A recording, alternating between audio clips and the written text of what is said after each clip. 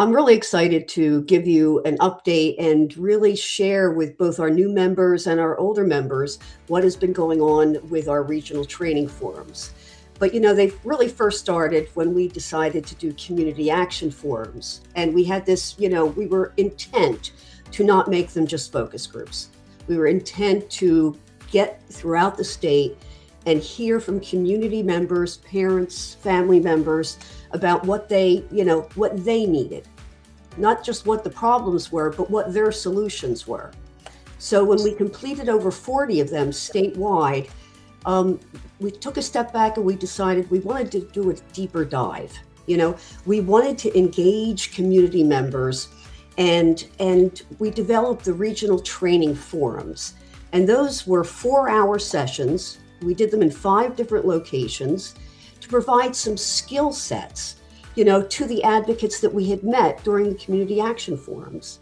So we focused on parent leadership, family leadership. We focused on advocacy skills and problem-solving skills. And you know what? The feedback that we got was, why can't we have more of these? Why isn't more of this information available so we can really advocate for our kids, our families, and our communities? So we did 5 forums, 2 in 2025, Atlantic City and Camden at the Center for Family Services. Atlantic City was Gateway CAP. Then we did one in Brookdale Community College and the Trenton Fatherhood Center. And our last but not least one was in New Brunswick at the United Way of Central Jersey. So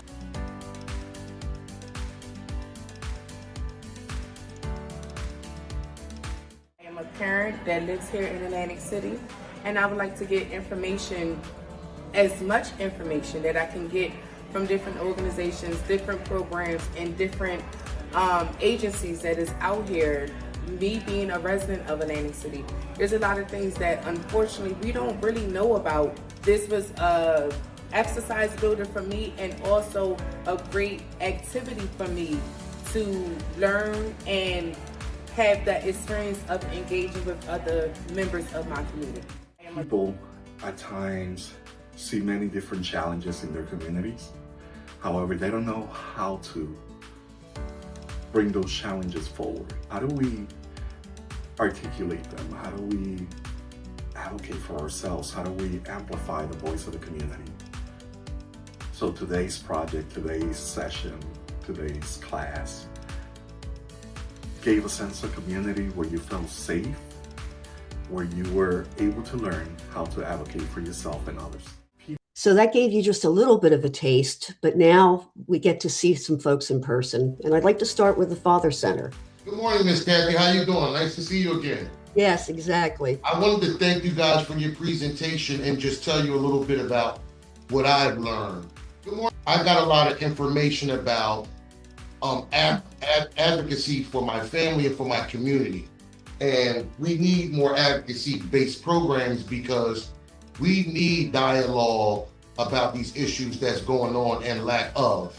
And we need more community participation and also more resources so that we can develop more skills for gentlemen. I have a culinary art degree myself, so I'm blessed. But some of the gentlemen that I'm in a program with are very, very willing to work and very have the ability to work, but need transferable skills and just regular, basic, everyday skills to navigate through life in the process of trying to gain employment and to stay employed. Chunga. Yes, ma'am. Think a little bit about how important it is for fathers to be advocates for their family. Chunga. It is very, very, very important for fathers to be advocates for their family, because most of the time he is the one who has to speak up and fight for the family when nobody else has the power. It is very, very important that we empower the fathers with that message and let them know that they do have a voice and that we are important and that we are the advocates of our family and should be advocates for our community also.